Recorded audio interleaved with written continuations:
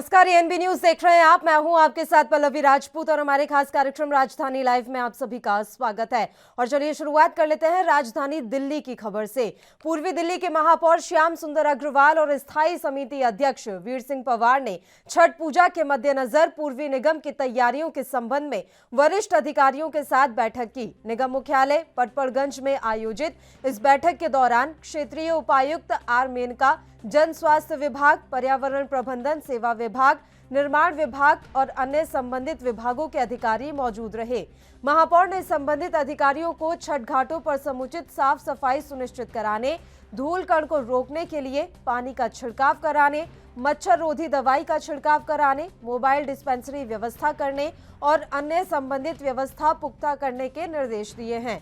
महापौर ने सभी संबंधित अधिकारियों को निर्देश दिए कि वे छठ के लिए जरूरी किसी भी प्रकार की मदद के लिए पूरी तरह से तैयार रहें। इससे पहले दिल्ली के सीएम अरविंद केजरीवाल ने भी दिल्ली वासियों से त्योहारों के मद्देनजर सतर्कता बरतने की अपील की थी। आइए सबसे पहले सीएम अरविंद केजरीवाल ने जो दिल्ली वासियों से अपील की थी वो आपको सुनाते हैं। हम चाहते हैं कि हमारे बहन भाई छठ पूजा बहुत अच्छे से मनाएं। कई लोगों की मान्यता होती है, कुछ लोग तो यहाँ तक कहते हैं कि अगर मेरा ये काम हो गया तो मैं दो अगली छठ पूजा ऐसे करूँगा, मैं ऐसे व्रत रखूँगा। बहुत लोगों की मान्यता होती है। आप सब लोग मनाएं छठ पूजा। आप मुझे अपना बेटा मानते हैं, आप मुझे अपना भाई मानते हैं, मैं आपके परिवार का हिस्सा हूँ। मैं तो चाहता हूँ कि मेरे परिवार के दिल्ली के 2 करोड़ लोग खूब खुश।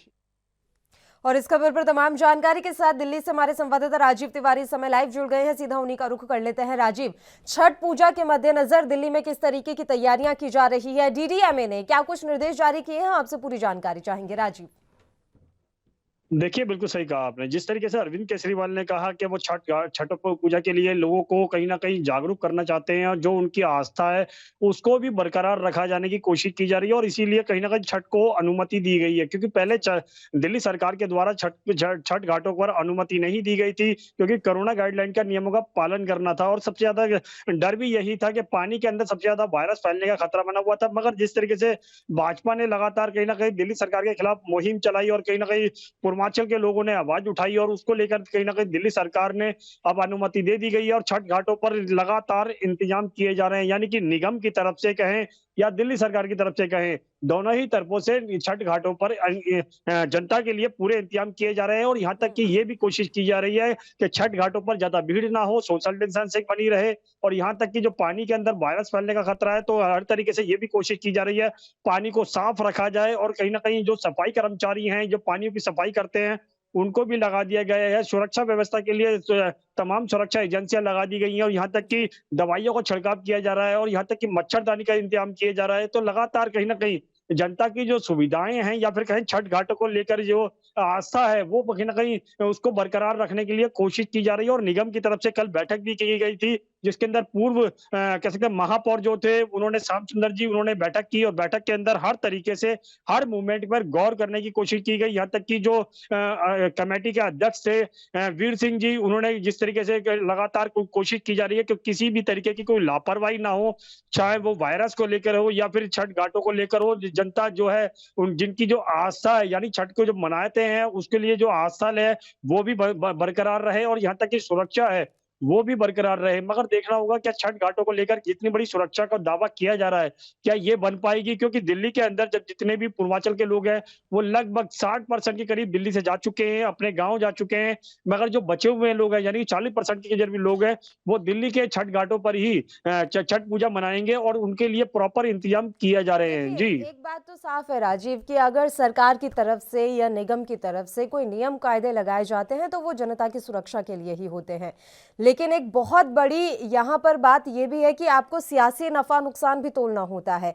एक बात अब खुलकर सामने आ रही है कि केजरीवाल ने जो छठ घाट पर पूजा करने की अनुमति दी है वो सियासी नफा नुकसान के तहत ही दी है। उनको भी लग रहा था कि कहीं ना कहीं उनको सियासत में जो है भारी नुकसान झेलना पड़ सकता है। राजीव, देखिए, बिल्कुल सही कहा आपने। यहाँ पर बात करें दिल्ली सरकार की, तो दिल्ली सरकार ने पहले छठ घाटों को खोलने से मना कर दिया था। मगर जिस तरीके से भाजपा ने कहीं न कहीं पूर्वांचल के लोगों के खास तौर पर मनोज तिवारी की बात करें, मनोज तिवारी ने रथ यात्रा भी निकाली थी और लगातार जी। कहीं न कहीं दिल्ली सरकार को घेरने की कोशिश भी की गई थी। और जो पूर्वांचल के लोग जो दिल्ली के अंदर रहते हैं, जिनका वोटिंग का अधिकार दिल्ली के अंदर है, तो कहीं न कहीं उनको अपनी तरफ खींचने की कोशिश की गई है। और जिस तरीके से दिल्ली सरकार ने तो तुरंत ही अपना जो कदम था, वो पीछे किया और कहीं न कहीं जी। पूर्वांचल के लोगों के लिए कहीं न कहीं ये कहा कि वो पूर्वांचल के लोगों के लिए भाई हैं, बेटे हैं, हर हर तरीके से वो कहीं न कहीं कहते हैं पूर्वांचल के लोगों के लिए उनके साथ में खड़े हुए हैं। और जिस तरीके से छठ घाटों को खोलने की अनुमति दे दी गई है, सुरक्षा के इंतजाम किए जा रहे हैं, मच्छरदानियों का छिड़काव किया जा रहा है, दवाइयों का छिड़काव किया जा रहा है और यहाँ तक कि जो जो डेंगू मलेरिया फैला हुआ उसके लिए भी कहीं न कहीं इंतजाम किए जा रहे हैं। और छठ घाटों पर कह सकते हैं सोशल डिस्टेंसिंग बनी रहे, ये भी इंतजाम किया जा रहा है। तो कहीं न कहीं इसके अंदर कहीं न कहीं राजनीतिक पहलू बिल्कुल नज़र आ रहा है और कहीं कहीं न कहीं आम आदमी पार्टी वैक्सीनेशन की को बात करें लेकर यानी कि किसी तरह का नियम लगाया गया है राजीव कि छठ घाट पर सिर्फ वही लोग आ सकते हैं जो पूरी तरीके से वैक्सीनेट हो, इसको लेकर कोई नियम निकला है? देखिए, बिल्कुल सही कहा आपने। यहाँ पर दिल्ली सरकार की तरफ से अभी तक ऐसी कोई भी नियम नहीं बनाया गया है कि जिनको वैक्सीन की दोनों डोज़ लग चुकी है, वो यहाँ पर आ सकते हैं छठ घाटों पर। मगर हाँ। दिल्ली सरकार ये कोशिश ज़रूर कर रही है कि सोशल डिस्टेंसिंग बनी रहे, ताकि वायरस का जो खतरा है, वो कम से कम हो। मगर जिस तरीके से लगातार भीड़ बढ़ेगी, तो कहीं न कहीं नियमों को कहीं न कहीं उल्लंघन भी देखने को मिलेगा। मगर इसी को लेकर मद्देनज़र रखते हुए जो एमसीडी है या फिर कहें नगर निगम है, वो लगातार कोशिश करती हुई नज़र आ रही है और इसी को लेकर कहीं न कहीं बैठकें भी की जा रही है, चाहे वो दिल्ली पुलिस के द्वारा हो, सिविल डिफेंस के द्वारा हो या फिर एसडीएम के द्वारा हो या फिर महापौर के द्वारा हो, लगातार इसके अंदर ये कोशिश की जा रही है कि छठ घाटों पर कहीं भी भीड़ ना इकट्ठी हो और लोगों की जो आस्था है वो भी बरकरार रहे। मगर कहीं न कहीं इससे राजनीति ज़रूर झलकती हुई क्योंकि दिल्ली सरकार ने जिस तरीके से अनुमति दी है, पहले अनुमति नहीं दी गई थी, बाद में अनुमति दी गई है, तो साफ ज़ाहिर है कहीं न कहीं वोट बैंक का जो यानी पूर्वांचल के जो वोट बैंक है, उनको कहीं न कहीं अपनी तरफ करने की, खींचने की कोशिश की गई है और यही चीज़ मनोज तिवारी ने भी की थी कि उन्होंने भी रथ यात्रा निकाली थी और कहीं न कहीं पूर्वांचल के लोगों के लिए छठों पर अनुमति दिलाने के लिए दिल्ली सरकार के ऊपर दबाव बनाया था। तो चलिए कहीं न कहीं राजीव, भाजपा और आपसे जानकारी हम लगातार लेते रहेंगे, उससे पहले बस एक छोटे से ब्रेक के लिए यहाँ रुक लेते हैं। आप बने रहिए हमारे साथ।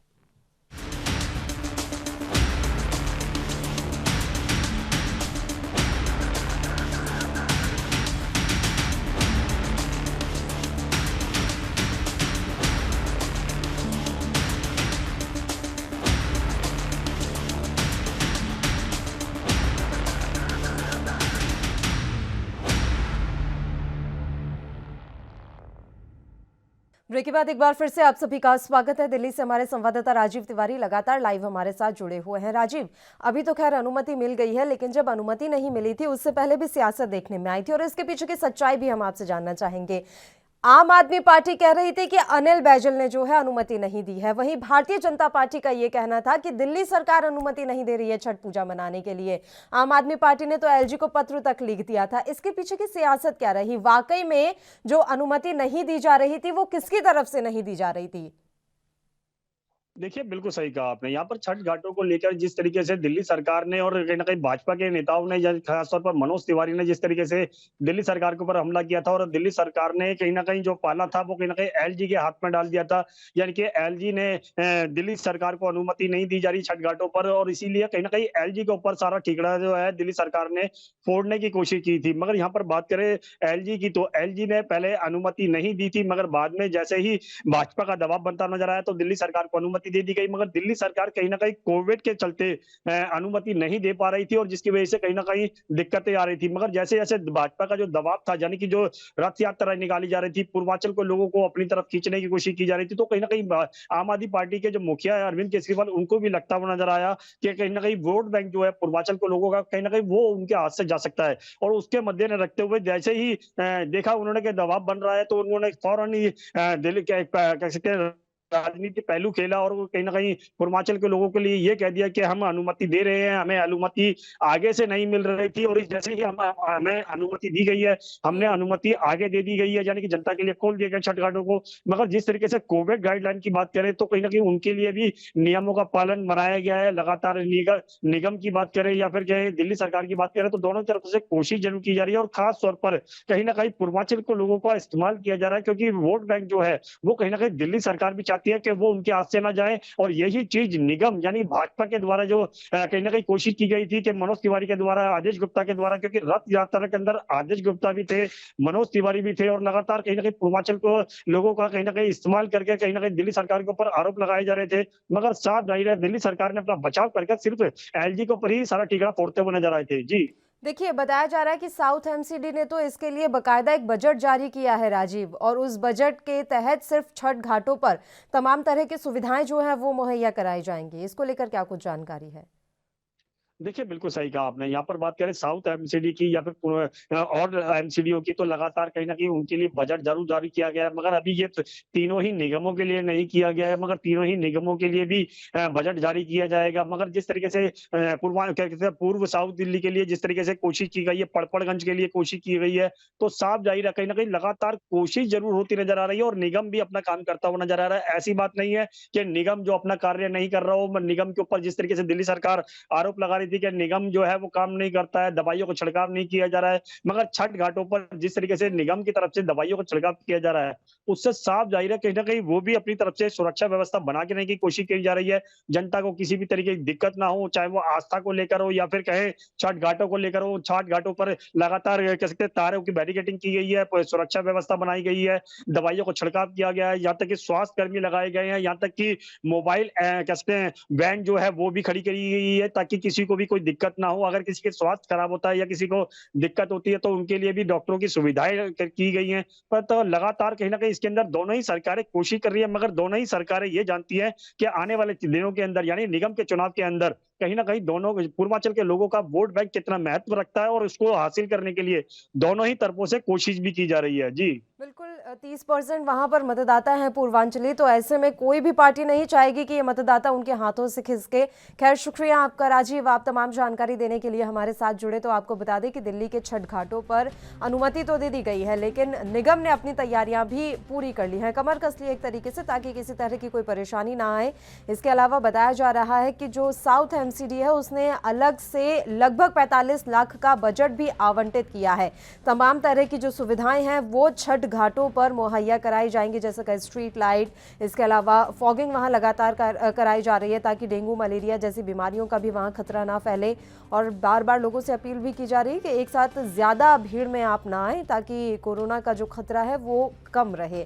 और एएनबी भी आपसे यही अपील करता है, त्यौहार है, त्यौहार मनाने भी चाहिए, सार्वजनिक रूप से भी मनाने चाहिए, लेकिन अपनी सुरक्षा को ध्यान में रखते हुए त्यौहार मनाएं, तो ये पूरे देश के लिए, आपके परिवार के लिए, समाज के लिए बेहतर रहेगा। चलिए अब रुक कर लेते हैं अगली खबर का, जो कि देश की आर्थिक राजधानी मुंबई से है। दरअसल महाराष्ट्र के पूर्व गृह मंत्री अनिल देशमुख के मामलों पर कल मंगलवार को ईडी ने सुनवाई की है, और लगातार ईडी के द्वारा पूछताछ भी की गई है। और बताया जा रहा है कि अनिल देशमुख को गिरफ्तार कर लिया गया है। महाराष्ट्र के पूर्व गृह मंत्री अब लॉकअप में ही रहेंगे। आपको यहाँ पर हम जानकारी दे दें कि प्रवर्तन निदेशालय की ओर से 12 घंटे की लंबी पूछताछ के बाद जांच एजेंसी ने पाया कि अनिल देशमुख की तरफ से किसी भी सवाल पर संतोषजनक जवाब नहीं दिए गए। ऐसे में उन्हें गिरफ्तार कर लिया गया, और आज मंगलवार को उन्हें कोर्ट में पेश किया गया, जहां पर उन्हें ईडी की कस्टडी में भेज दिया गया है। अनिल देशमुख सोमवार को सुबह 11:55 पर खुद ही ईडी के दफ्तर पहुंच गए थे। इससे पहले कई बार उन्हें ईडी द्वारा समन भेजा गया था, लेकिन पूछताछ में शामिल नहीं हुए। हालांकि सोमवार को वे खुद ही ईडी दफ्तर पहुंचे और पूछताछ में शामिल हुए। अब बड़ी बात यह है कि उन्हें जो है इस बार दिवाली लॉकअप में ही गुजारनी पड़ेगी, क्योंकि ईडी की जो कस्टडी है वो बढ़ा दी गई है। वहीं लगातार महाविकास अघाड़ी की तरफ से आरोप लगाए जा रहे हैं। ये कहा जा रहा है कि द्वेषपूर्ण भावना से ये तमाम कार्रवाई की जा रही है। वहीं बीजेपी इन आरोपों से पल्ला झाड़ रही है।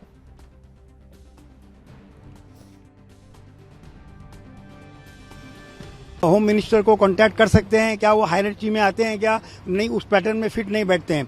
तो कभी भी कहीं से भी होम मिनिस्टर ने किसी भी एपीआई लेवल के ऑफिसर को बुलाया नहीं है, और देशमुख साहब ने कभी भी किसी को कॉल नहीं किया है, और कोई कॉल डिटेल्स अवेलेबल नहीं है, और ना ही उनके ऑफिशियल रेजिडेंस से कोई कॉल गया है। इस प्रकार के कोई भी एविडेंस जो सचिन वजह क्लेम कर रहा है, ऐसे कोई भी एविडेंस आज भी रिकॉर्ड के ऊपर नहीं है, और ये सफेद झूठ है। सर, लेकिन कल जिस वक्त देशमुख साहब आए थे, आप भी लगातार उनके साथ मौजूद थे। कल ईडी ने क्या जानकारी दी उनको जब अरेस्ट किया, क्योंकि इससे पहले 5 समन्स गए थे, वो स्किप किए गए हैं, कल कह रहे थे कि अपनी लीगल रेमेडीज को यूज करेंगे। नहीं, ईडी ने उनको अरेस्ट के ग्राउंड्स बताए, जो मैंने अभी आपको बताया कि वो उन्होंने जो स्टेटमेंट्स रिकॉर्ड किए हैं लोगों के, तो वो सब स्टेटमेंट के आधार पे उनको वो अरेस्ट कर रहे हैं करके बताया कि ये सब स्टेटमेंट्स हैं हमारे पास। सिर्फ उनके पास बातें हैं, स्टेटमेंट्स हैं, उनके पास कोई पुरावे नहीं है। लेकिन ईडी के पास एक वास्ट पावर है कि वो स्टेटमेंट के आधार पर अरेस्ट कर सकता है और किसी भी स्टेज पे कर सकता है। तो उन्होंने अपने पावर का दुरुपयोग किया है। देखिए, उनके ऊपर काफ़ी दिनों से ये लोग कुछ न कुछ कार्रवाई कर रहे थे, जहाँ तक मुझे याद है। और जो वहाँ से खबरें आ रही थी वो ये भी था कि ज़्यादातर ऐसा लग रहा था कि कोई न कोई इसमें राजनीतिक एंगल ज़्यादा है। आखिर ईडी ने अरेस्ट किया है, वो तो आगे देखेंगे। ईडी ने तो बहुत लोगों को अरेस्ट किया है और फिर हम देखते हैं न केस बन पाता है, न केस चलता है, और केस भी चलता है तो बरी हो जाता है। तो बहुत ज़्यादा कॉन्फिडेंस जो है ईडी में बचा नहीं है। महाराष्ट्र के वसूली के खेल में अनिल देशमुख तो अंदर गए, लेकिन अनिल देशमुख के जो आका थे वो अंदर जाना बाकी है। जिस तरह का खेल महाराष्ट्र में हुआ, वो सचिन वाजे को लगाकर व्यापारियों से, अलग अलग इंडस्ट्री वालों से जिस तरह की उगाही के मामले आए थे सामने, अनिल देशमुख का जेल जाना तो निश्चित था, लेकिन उनके आकाओं को भी अभी इसका भुगतान। इस खबर पर तमाम जानकारी आप तक पहुंचाएंगे, लेकिन उससे पहले बस एक छोटे से ब्रेक के लिए हम यहाँ रुक लेते हैं। फौरन हाजिर होंगे।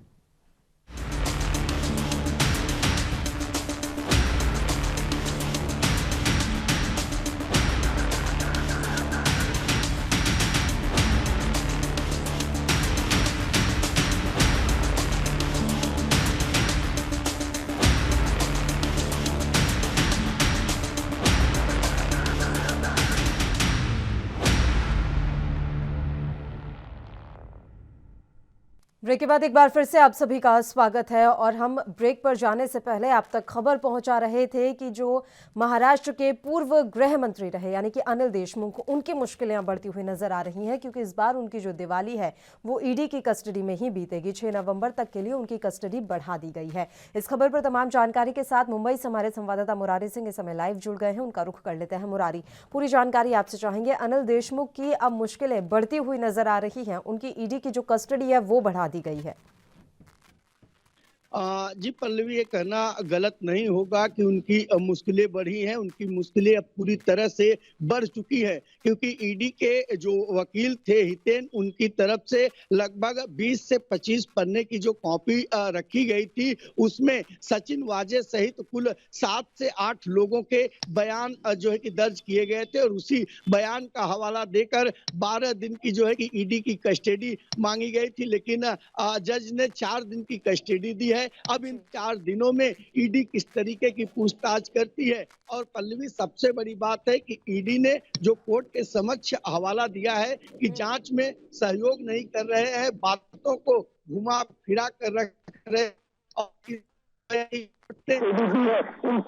दी है। इन 4 दिनों में ईडी किन किन पहलुओं पे पूछताछ करेगी, ये तो कह पाना जल्दबाजी है, लेकिन अनिल देशमुख को लेकर ईडी के पास एक लंबी चौड़ी लिस्ट है, जिसका जवाब और सवाल 4 दिनों तक चलेगा। जी पल्लवी। मुरारी, इंद्रपाल सिंह जो कि अनिल देशमुख के वकील हैं, उनका ये कहना है कि सचिन वाजे ने जो आरोप लगाए हैं, उन आरोपों को लेकर कोई भी सबूत ईडी के पास इस समय नहीं है और वाकई में द्वेषपूर्ण भावना से ये कार्रवाई की जा रही है। इसको लेकर क्या कुछ जानकारी है? किस आधार पर, क्या सिर्फ आरोपों के आधार पर ईडी ने उनको गिरफ्तार किया है?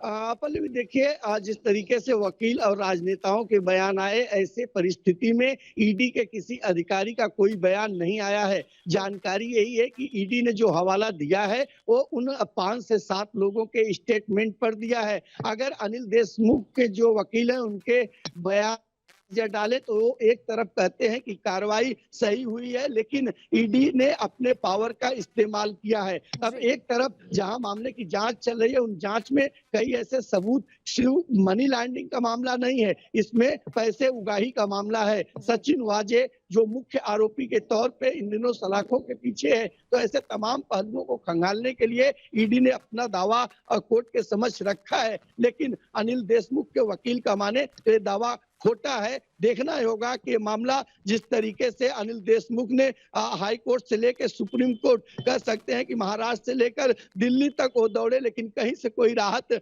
नहीं मिली, जिसके बाद वो ईडी के समक्ष हाजिर हुए हैं।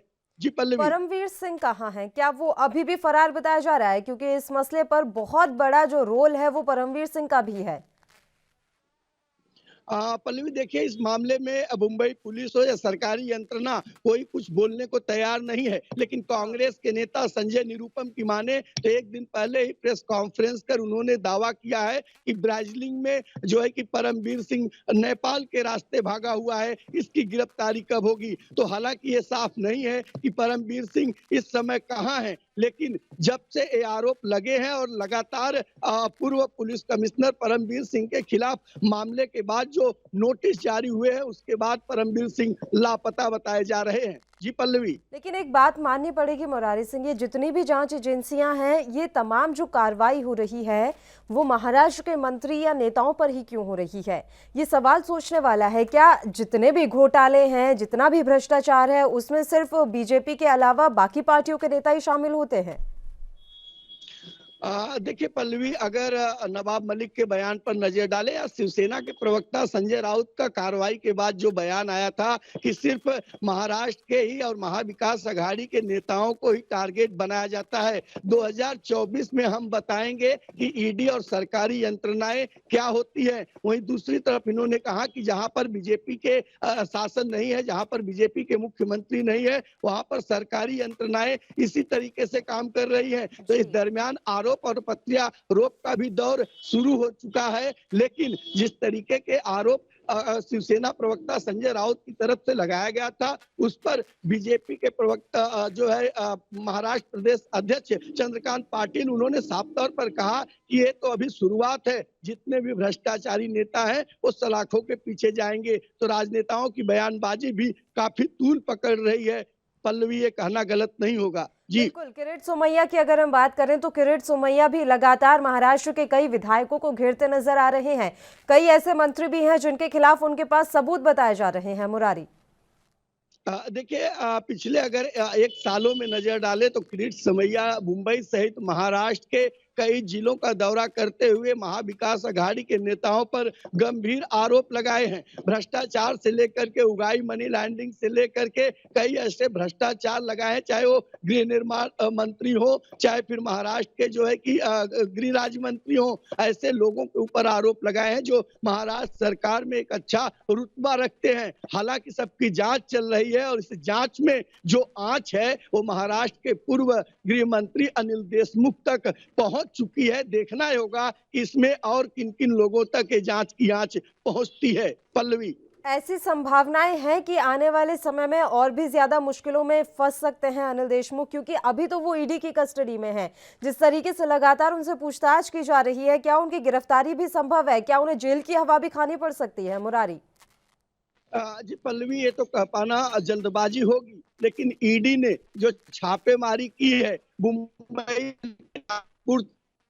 लाल हिल से लेकर उनके दफ्तर तक, उसमें कई ऐसे दस्तावेज, कई ऐसे सबूत ईडी के हाथ लगे हैं जिसका सवाल जो है वो अनिल देशमुख से पूछेगी। अब सवाल ये उठता है कि अनिल देशमुख का इस पूरे मामले में लेना देना है या नहीं है। नहीं है तो उन्हें साबित करना होगा ईडी की पूछताछ में कि हमारा लेना देना नहीं है। जबकि ईडी जो छापेमारी की है वो लगभग 12 से 13 बार छापेमारी हुई है। तो कहीं ना कहीं कोई ऐसे सबूत, दस्तावेज उनके हाथ लगे होंगे, उसी आधार पर ईडी इन्हें गिरफ्तार की होगी। बहरहाल मामला कोर्ट तक पहुंचा है और कस्टडी तक देखना होगा कि ईडी से ही उन्हें राहत मिल जाती है या फिर मुंबई के अथर रोड या तलोजा जाना पड़ता है। पल्लवी, शुक्रिया मुरारी, तमाम जानकारी देने के लिए आप हमारे साथ जुड़े। तो महाराष्ट्र के पूर्व गृह मंत्री अनिल देशमुख की मुश्किलें बढ़ती हुई नजर आ रही हैं।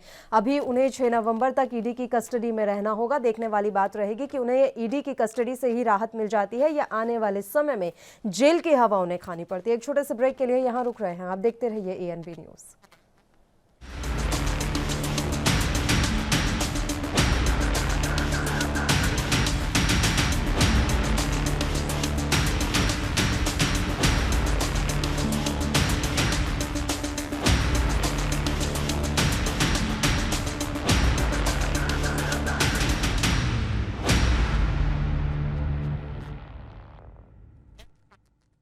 ब्रेक के बाद एक बार फिर से आप सभी का स्वागत है। बढ़ते हैं अगली खबर की ओर। उत्तर प्रदेश से सपा सुप्रीमो अखिलेश यादव के आगामी विधानसभा चुनाव नहीं लड़ने के ऐलान पर बीजेपी ने हमला बोला है। बीजेपी ने एक पोस्टर जारी किया है जिसमें योगी आदित्यनाथ और अखिलेश यादव नजर आ रहे हैं। अखिलेश यादव ने दरअसल सोमवार को ऐलान किया था कि वे इस बार विधानसभा का चुनाव नहीं लड़ेंगे। बीजेपी के आधिकारिक ट्विटर हैंडल से अखिलेश यादव पर हमला बोलते हुए लिखा गया है कि 22 में हार रहा हूं, इसलिए भाग रहा हूं। बता दें कि पिछले दिनों समाजवादी पार्टी ने अपने कार्यालय के बाहर एक पोस्टर लगाया था जिसमें लिखा था कि आ रहा हूं। वहीं सपा 22 में बाइसिकल का प्रचार कर रही है। दरअसल समाजवादी पार्टी के अध्यक्ष अखिलेश यादव ने सोमवार को कहा था कि वह अगले साल की शुरुआत में होने वाले उत्तर प्रदेश विधानसभा चुनाव नहीं लड़ेंगे। वहीं सीएम फेस को लेकर अखिलेश यादव ने कहा था कि वह विधानसभा चुनाव नहीं लड़ेंगे। पार्टी चुनावी फैसला आने के बाद सीएम का चेहरा तय करेगी।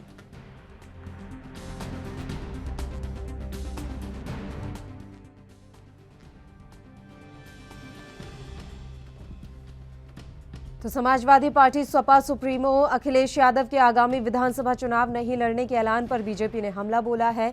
बीजेपी ने एक पोस्टर जारी किया है जिसमें योगी आदित्यनाथ और अखिलेश यादव नजर आ रहे हैं। अखिलेश यादव ने सोमवार को ऐलान किया था कि वे इस बार विधानसभा का चुनाव नहीं लड़ेंगे। बीजेपी के आधिकारिक ट्विटर हैंडल से अखिलेश यादव पर हमला बोलते हुए लिखा गया है कि 22 में हार रहा हूं, इसलिए भाग रहा हूं। बता दें कि पिछले दिनों सपा ने अपने कार्यालय के बाहर एक पोस्टर लगाया था जिसमें लिखा था कि आ रहा हूं। वहीं सपा 22 में बाइसिकल का प्रचार कर रही है। समाजवादी पार्टी के अध्यक्ष अखिलेश यादव ने सोमवार को कहा कि वह अगले साल की शुरुआत में होने वाला उत्तर प्रदेश विधानसभा चुनाव नहीं लड़ेंगे।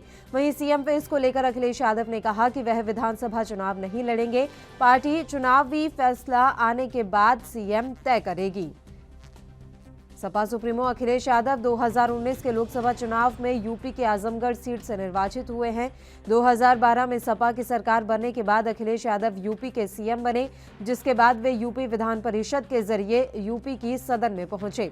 आपको यहां ये भी जानकारी दे दें कि उत्तर प्रदेश के CM Yogi Adityanath, deputy CM Keshav Prasad Maurya और डिप्टी सीएम दिनेश शुक्ला विधान परिषद के सदस्य हैं।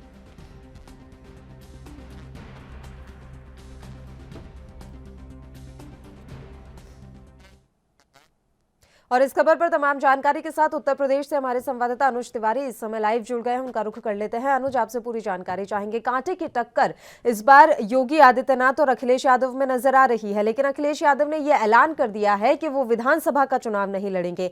तो क्या माना जाए, क्या वो विधान परिषद के जरिए ही यूपी विधानसभा के सदस्य बने रहेंगे? बिल्कुल पल्लवी, मैं आपको बताना चाहूंगा कि 2012 में जब सपा मुख्य रूप से उत्तर प्रदेश के अंदर निखर के आई थी, ये माना जा रहा था कि उस समय पर जो मुख्यमंत्री का चेहरा था, तो नेताजी ने यानी कि मुलायम सिंह यादव ने अखिलेश यादव को इसके लिए चुना था और तब भी इन्होंने चुनाव नहीं लड़ा था। और उसी चीजों को लेकर के 2012 के बाद 2017 का जब चुनाव हुआ तो इस चीज को देखा है। लेकिन अब 2022 का जो चुनाव है तो कहीं ना कहीं ये चीज देखी जा रही है कि अखिलेश यादव का जो ये तरीका है, ये जो इनकी सोच है या पार्टी की जो सोच है, चूंकि कहा जा रहा है कि ये जो इस बार चुनाव न लड़ने की जो जिम्मेदारी ली गई, क्षमा चाहूंगा, चुनाव न लड़ने की जो इन्होंने निर्णय लिया है, ये कहीं ना कहीं इनका स्वयं का निर्णय है, ये इनकी सोची समझी रणनीति है। इस रणनीति के तहत ही ये कार्य हो रहा है। और अगर हम बात करते हैं जो पोस्टर वार इस समय चल रहा है कि 2022 का एक पोस्टर सपा कार्यालय के अंदर, सपा कार्यालय के बाहर एक लगाया गया कि 2022 में मैं आ रहा हूं। वहीं पर जो भाजपा का पलटवार है कि 2022 में मैं हार रहा हूं इसलिए भाग रहा हूं, ये जो पोस्टर वार है ये कहीं ना कहीं राजनीति को एक नई चीजों को दर्शा रहा है कि क्योंकि हमेशा से एक चीज को देखा गया है कि जब जब राजनीति की चुनाव की स्थितियां आती हैं तो हर पार्टी एक नई तरीके से अपनी एक चीज को प्रेषित करती है।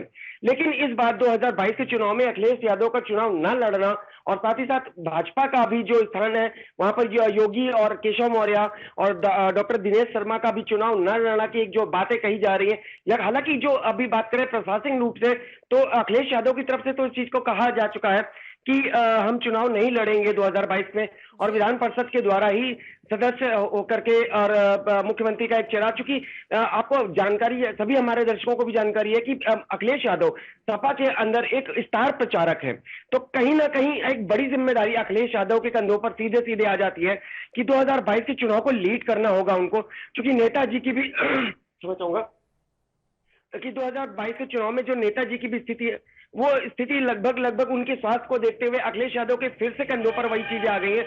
और इस बार भाजपा के सामने एक प्रमुख रूप से जो विरोधी पार्टी खड़ी हो रही है, जो सीधे सीधे विपक्षी पार्टी खड़ी हो रही है, वो सपा है। अभी देखने को हाल ही में एक चीज को देखने को मिला था कि बसपा से 6 विधायक बागी होकर के सपा के अंदर आ गए थे। वहीं कांग्रेस से भी 2 विधायक बागी होकर के सपा के अंदर आ गए थे। ये चीजें मिलती है। तो ऐसे में अखिलेश यादव का ये जो निर्णय है कि मैं 2022 में चुनाव नहीं लड़ूंगा, ये कहीं ना कहीं उनकी खुद ही सोची समझी रणनीति मानी जाती है। बिल्कुल अनुज, लेकिन अभी जब उनसे पत्रकारों ने सवाल किया अखिलेश यादव से सीएम फेस को लेकर, तो उन्होंने खुलकर ये जवाब नहीं दिया है कि वो ही सीएम फेस रहेंगे। उन्होंने कहा कि चुनाव जीत जाने दीजिए, उसके बाद सीएम चेहरे के बारे में भी निर्णय ले लेंगे। ये खुलकर क्यों नहीं बता रहे हैं? और ये बात सबको समझ में आती है कि अखिलेश यादव के अलावा कोई चेहरा नहीं है समाजवादी पार्टी से जो मुख्यमंत्री बन सके। देखिए पल्लवी, 2017 में जब 2012 के बाद चुनाव जब हुए और अखिलेश यादव सपा सरकार के सीएम पद के लिए पेश किए गए और सीएम पद का उन्होंने ग्रहण किया, शपथ ग्रहण किया। उसके बाद 2017 का जब चुनाव आया तो 2017 में हमने देखा कि 2017 में चाचा और भांजे की एक बीच में दरार पड़ी, एक दीवार खड़ी हुई, जिसके कारण शिवपाल सिंह यादव ने प्रसपा पार्टी बनाई, प्रगतिशील समाजवादी पार्टी बनाई। और इधर सपा के अंदर भी कहीं ना कहीं कई ऐसे ये कहा जा सकता है कि विधायकों के बीच में मनमुटाव हुआ, क्योंकि 2 फाड़ हो गए सीधे सीधे जाकर के। एक हिस्सा बन गया नेताजी का, यानी मुलायम सिंह यादव के जो समर्थक थे, जो शुरू से शिवपाल सिंह और मुलायम सिंह के द्वारा जुड़े थे उस पार्टी से, और एक फड़ बन गया जो अखिलेश यादव युवा जो लोग थे, युवा नेता थे, या युवा ये कह सकते हैं कि युवा जनता जो थी वो अखिलेश यादव से जुड़ी थी। तो 2017 में जो स्थितियां क्रिएट हुई, अखिलेश यादव इस बात को समझ पा रहे हैं कि 2022 का चुनाव 2017 से कहीं ज्यादा कठिन है, क्योंकि अगर मैं सीधे सीधे सीएम पद के लिए ये कह देता हूं कि मैं ही उम्मीदवार हूं, तो फिर से स्थितियां वही बन जाएंगी जो स्थितियां कहीं ना कहीं ये डैमेज कंट्रोल किया जा रहा है। कि अभी हाल में अखिलेश यादव ने ये भी बयान दिया था मीडिया को कि हम चाचा को वापस अपनी पार्टी में ला रहे हैं, शिवपाल सिंह यादव को कोई भी ऐसी स्थान नहीं बचा कि हम लोग आपस में नहीं बैठ के बात कर सकते हैं, हम लोग बैठ के चर्चा करेंगे और फिर से एक साथ एकजुट होकर के 2022 के चुनावी धरातल पे खड़े होकर के चुनाव लड़ेंगे। तो अगर अखिलेश यादव इस चीज को सीधे इस बात को कहते हैं कि नहीं, मैं सीएम पद के लिए फेस करता हूं या सीएम पद का मैं ही एक उम्मीदवार हूं, तो कहीं ना कहीं जो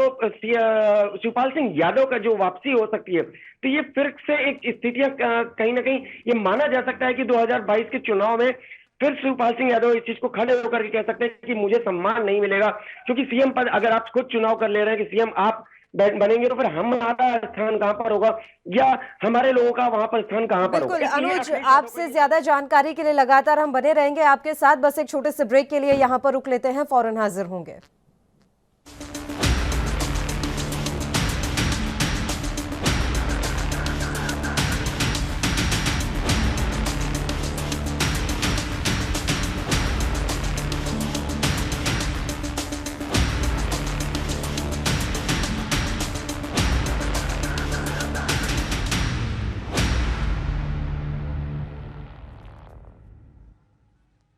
ब्रेक के बाद एक बार फिर से आप सभी का स्वागत है। उत्तर प्रदेश से हमारे संवाददाता अनुज तिवारी लगातार हमारे साथ बने हुए हैं, उनका रुख कर लेते हैं। अनुज, बीच में इस तरह की भी खबरें आ रही थी कि इस बार अखिलेश यादव अयोध्या से चुनाव लड़ सकते हैं, और अभी भी ये जानकारी मिल रही है कि इस बार सीएम योगी आदित्यनाथ और डिप्टी सीएम केशव प्रसाद मौर्य भी विधानसभा का चुनाव लड़ सकते हैं।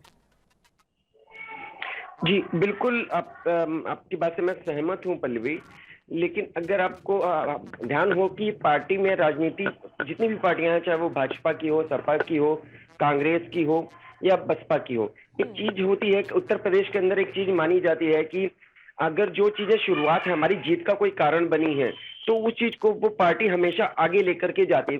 उनका एक धारणा बनी होती है कि इन कारणों से हमारी पार्टी सरकार पे आई थी और हम उस चीज को फिर से अगर फॉलो करेंगे तो हम फिर से सरकार में आ जाएंगे। ये एक कारण है कि उत्तर प्रदेश के अंदर नोएडा एक ऐसा शहर है जहां पर लगभग देखा गया है कि किसी भी पार्टी का मुख्यमंत्री जब भी बना हो, कोई भी पार्टी की सरकार बनी हो और मुख्यमंत्री बना हो, तो वो नोएडा जाने से कतराता है। ये माना जाता है कि जिस भी मुख्यमंत्री ने नोएडा का दौरा किया है, नोएडा में रैली की, तो वहां पर वो सरकार या तो चली जाती है या तो किन्हीं कारणों से वो सरकार टूट जाती है। ये चीजें हमेशा कई राजनीतिक पार्टियों में देखी जाती है पल्लवी, और वही चीज इस बार अखिलेश यादव भी पूरी कर रहे हैं, क्योंकि 2012 का जो चुनाव था, समाजवादी पार्टी उत्तर प्रदेश के अंदर पूरी तरह से 5 साल के लिए सामने खुल करके आई थी और 5 साल का बहुमत लेकर के आई थी, लेकिन 2017 में ये स्थान नहीं मिला उत्तर प्रदेश में समाजवादी पार्टी को। अब अगर बात करते हैं कि अयोध्या से चुनाव लड़ने की, तो एक तरफ ये बात आधिकारिक रूप से जब अखिलेश यादव स्वयं मीडिया में खड़े होकर के कह चुके हैं कि मैं 2022 में चुनाव नहीं लड़ूंगा, मैं विधान परिषद का सदस्य के द्वारा ही इसमें वापसी करूंगा पार्टी के अंदर, जब पार्टी पूर्ण बहुमत से आएगी तो फिर मैं इस बात का निर्णय करूंगा कि सीएम पद कौन रहेगा। क्योंकि अगर सीधे सीधे वो सीएम पद के लिए बोल देते कि मैं सीएम पद पे रहूंगा, तो कहीं ना कहीं ये जो जुड़ाव देखा जा रहा है, शिवपाल सिंह यादव जो नाराज होकर के इस खेमे को छोड़ करके अपना अलग खेमा बनाए थे, उस तरह से अगर स्थितियां क्रिएट होती हैं तो शिवपाल सिंह यादव भी इस चीज को बिल्कुल क्लियर हो जाएंगी कि अगर सीएम ही अखिलेश यादव रहेंगे तो फिर हमारा स्थान कहां पर होगा। क्योंकि देखिए, चाचा और भतीजे की अगर हम बात करते हैं, रिश्तेदारी की बात करते हैं, तो चाचा हमेशा भतीजे से बड़ा होता है और एक उम्मीद होती है चाचा को अगर कोई चीज पद मिलेगी तो पहले मुझे मिलेगी, फिर भतीजे को मिलेगी। लेकिन 2012 में ऐसी स्थितियां नहीं रही, जिसका खामियाजा उन्हें 2017 में देखने को मिला। लेकिन 2022 को लेकर के समाजवादी पार्टी, विशेषकर उत्तर प्रदेश के अंदर जो चुनाव है 2022 के अंदर का जो चुनाव उत्तर प्रदेश का, उसको लेकर के समाजवादी पार्टी बहुत ही ज्यादा सेंसिटिव है, बहुत ही ज्यादा संवेदनशील है और बहुत ही ज्यादा क्रियाशील है। क्योंकि बसपा से जो उन्होंने अभी सेंध मार करके 6 विधायकों को बुलाया, अपने शामिल कर लिया। क्योंकि देखिए 2017 में जो चुनाव हुए थे, तो ये जो विधायक बसपा से वापस सपा के अंदर आए, यानी पहली बार सपा के अंदर आए, तो ये जो 2017 का चुनाव था तो एक लहर थी सपा की। तो उस समय भाजपा का कोई ऐसा स्थान नहीं था कि भाजपा 2017 में जीत करके पूरी सरकार बनाएगी। तो 2017 में ये 6 विधायकों ने अपनी एक सीट बचा के रखी। तो ये माना जाता है कि जब एक लहर होती है, जब एक किसी पार्टी की लहर होती है और उसमें विरोधी पार्टी के विधायक अपना स्थान बनाए रखते हैं, तो जहां कहीं ना कहीं उनका एक वोट बैंक पक्का होता है, एक बहुत तगड़ा वोट बैंक होता है। तो ऐसी स्थिति को लेकर के सपा सरकार भी सपा पार्टी भी चाह रही थी कि ये विधायक हमारे साथ जुड़े। और सपा के अंदर अगर हम मेन जो बात करें तो सपा के अंदर अखिलेश यादव ही एक लीडर की तरह सामने खड़े हुए हैं। 2017 में भी खड़े हुए थे और 2022 में भी वो खड़े हुए हैं। इस समय समाजवादी पार्टी का एक बड़ा और प्रमुख चेहरा है अखिलेश यादव, तो उन्हें तो दरकिनार करने की कोई बात ही नहीं होती। वहीं राजनीतिक पंडितों का भी ये कहना है कि प्रगतिशील समाजवादी पार्टी को भी दरकिनार करके समाजवादी पार्टी ये विधानसभा चुनाव नहीं जीत सकती है। अब देखने वाली बात रहेगी कि किस तरीके से चाचा भतीजे की जो ये कलह है वो खत्म हो पाएगी। शुक्रिया अनुज, आप हमारे साथ जुड़े इस खबर पर तमाम जानकारी के साथ। तो आपको बता दें कि सपा प्रमुख अखिलेश यादव ने जो बयान दिया था कि वो इस बार विधानसभा का चुनाव नहीं लड़ेंगे, उसको लेकर भारतीय जनता पार्टी ने अब एक पोस्टर जारी किया है और पोस्टर जारी करके उन्होंने सपा प्रमुख अखिलेश यादव पर निशाना साधा है। पोस्टर में लिखा गया है कि 22 हार रहा हूं इसलिए मैं भाग रहा हूं। खैर, ये तो आने वाला वक्त बताएगा कि वाकई में 2022 के उत्तर प्रदेश विधानसभा चुनाव में समाजवादी पार्टी क्या योगी आदित्यनाथ को पछाड़ पाएगी। जिस तरीके का एंटी इनकम्बेंसी फैक्टर इस समय नजर आ रहा है, क्या उसे भुनाने में समाजवादी पार्टी पूरी तरीके से सफल होगी, ये देखने वाली बात रहेगी।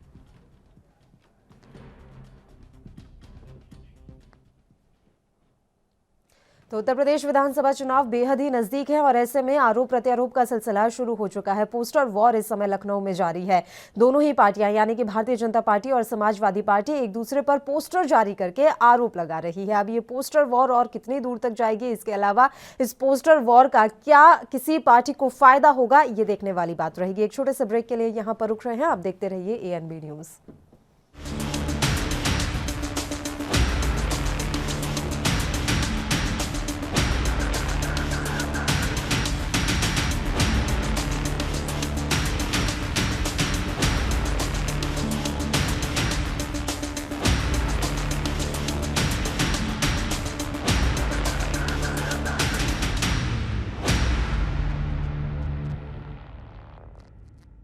ब्रेक के बाद एक बार फिर से आप सभी का स्वागत है। बढ़ते हैं अगली और आखिरी खबर की ओर। पंजाब के पूर्व मुख्यमंत्री कैप्टन अमरिंदर सिंह ने अंततः कांग्रेस से इस्तीफा दे ही दिया। कैप्टन अमरिंदर के इस्तीफे देने के बाद पंजाब में सियासी हलचल तेज हो गई है। कैप्टन के अपनी नई पार्टी के नाम की घोषणा के साथ ही कांग्रेस नेतृत्व द्वारा उनको मनाने की कोशिशों को भी झटका लगा है। माना जा रहा है कि कैप्टन द्वारा पंजाब लोक कांग्रेस नाम से नई पार्टी बनाने से 2022 में होने वाले पंजाब विधानसभा चुनाव में कांग्रेस को बड़ा नुकसान होगा। इसके साथ ही अब पंजाब कांग्रेस में भी टूट का सिलसिला शुरू हो जाएगा। कांग्रेस अब राज्य की अपनी चरणजीत सिंह चन्नी सरकार को लेकर सांसद में है। कैप्टन अमरिंदर सिंह के नई पार्टी पंजाब लोक कांग्रेस बनाने की घोषणा से राज्य में सियासी समीकरण में बदलाव की हलचल भी तेज होगी। अब सबकी नजर कैप्टन अमरिंदर सिंह के करीबी रहे और कांग्रेसी नेताओं विधायकों पर टिक गई है। कैप्टन का कैंप पंजाब के करीब 2 दर्जन विधायकों के अमरिंदर सिंह के संपर्क में होने का दावा करता रहा है। ऐसे में ये देखना बेहद दिलचस्प भरा होगा कि कितने कांग्रेसी विधायक कैप्टन अमरिंदर सिंह के साथ आते हैं।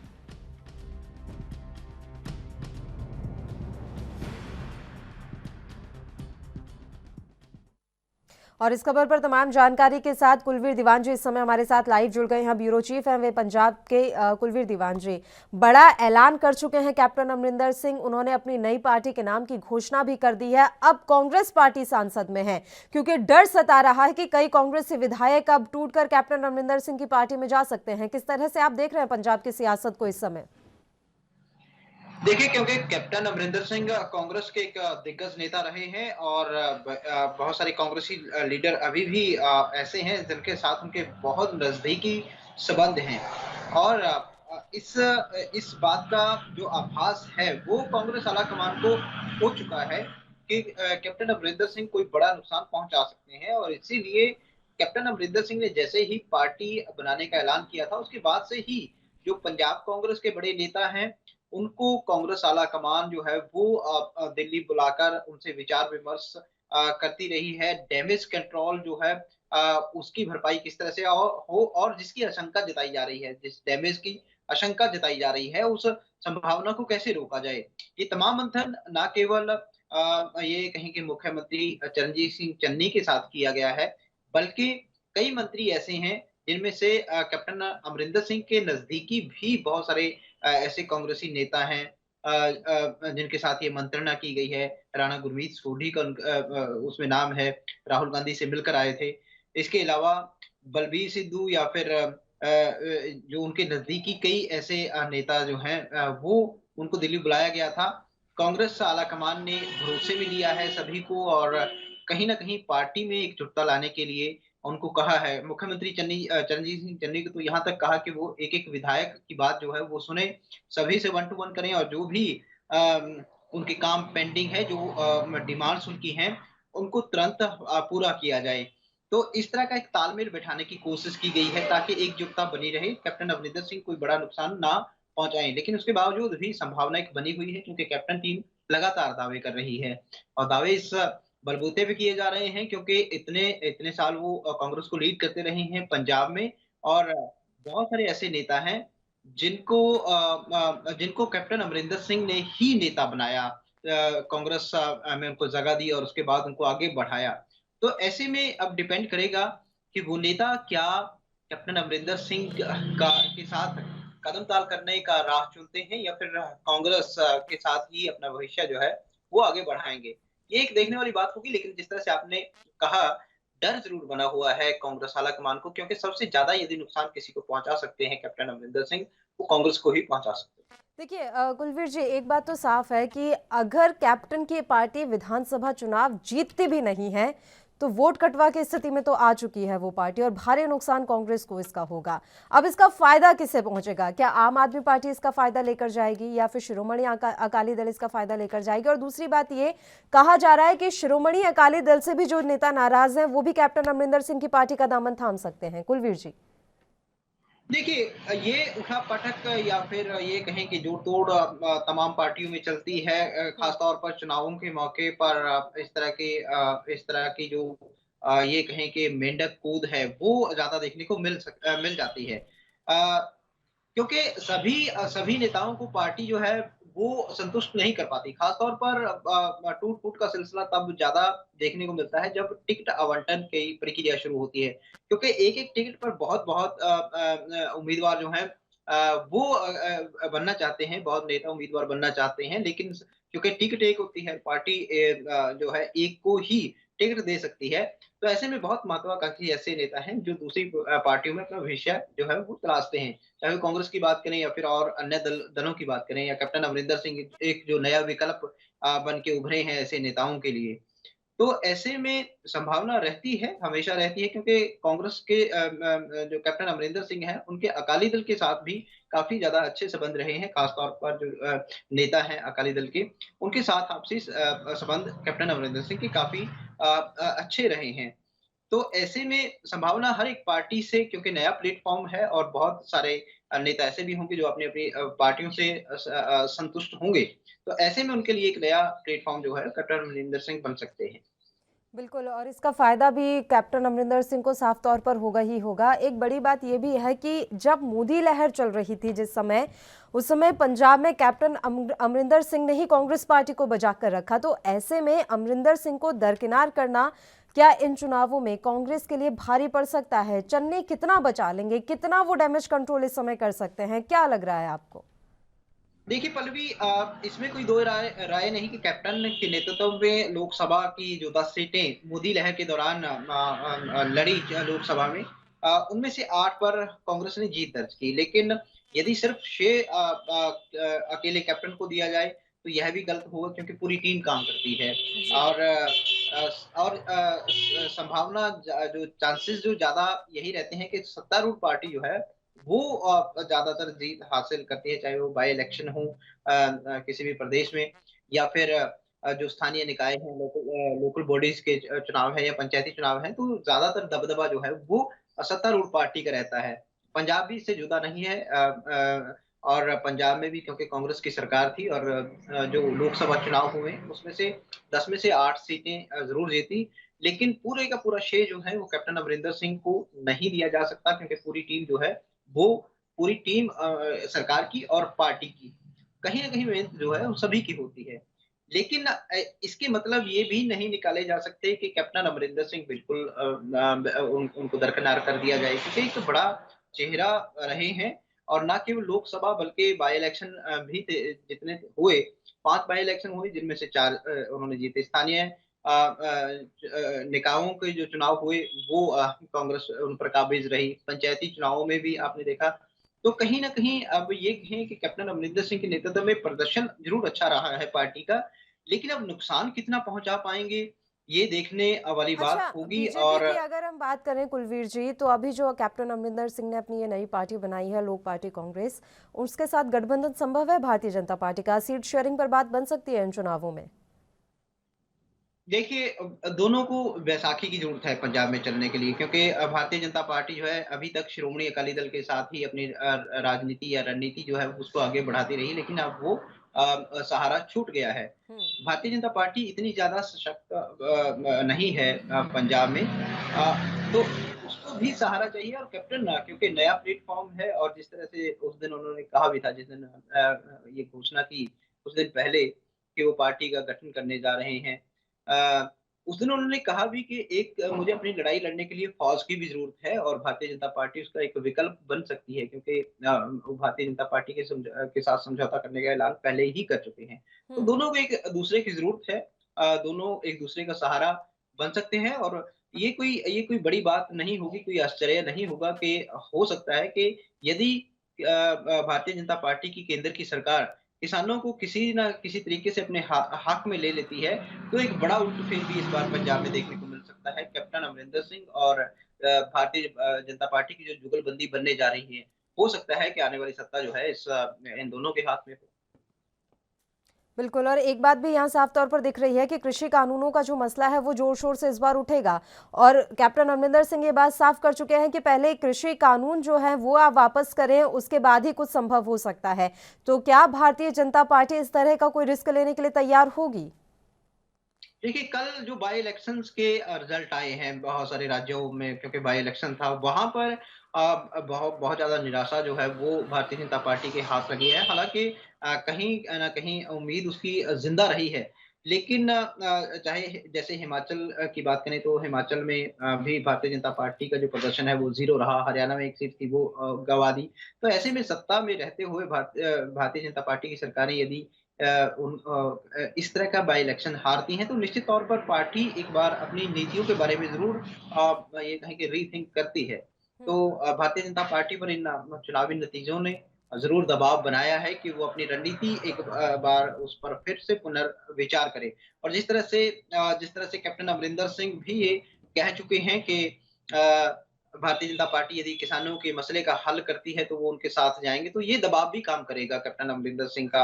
ये दबाव भी भारतीय जनता पार्टी की सरकार को कहीं ना कहीं इस तरफ कदम बढ़ाने के लिए मजबूर करेगा कि वो किसानों की समस्या का हल करे। तो कई ऐसे कारण हैं जिनकी वजह से दबाव में होगी भारतीय जनता पार्टी की केंद्र सरकार कि वो किसानों की समस्या का हल करने के बाद ही पंजाब के इलेक्शन में उतरे। चलिए, शुक्रिया कुलवीर जी, आप हमारे साथ जुड़े, इतने अहम मसले पर चर्चा करने के लिए। तमाम जानकारी भी आपने हम तक पहुंचाई। तो पंजाब में अब सियासी हलचल तेज होती हुई नजर आ रही है। कैप्टन अमरिंदर सिंह ने अपनी नई पार्टी का ऐलान कर दिया है। अब कांग्रेस सांसद में है, क्योंकि अब कांग्रेस को अपने विधायक जो हैं वो बचा कर रखने होंगे। अब चरणजीत सिंह चन्नी कांग्रेस का कुनबा किस तरीके से एकजुट करके रख पाते हैं, ये देखने वाली बात रहेगी। इसी के साथ राजधानी लाइव में फिलहाल के लिए इतना ही। मुझे दीजिए इजाजत।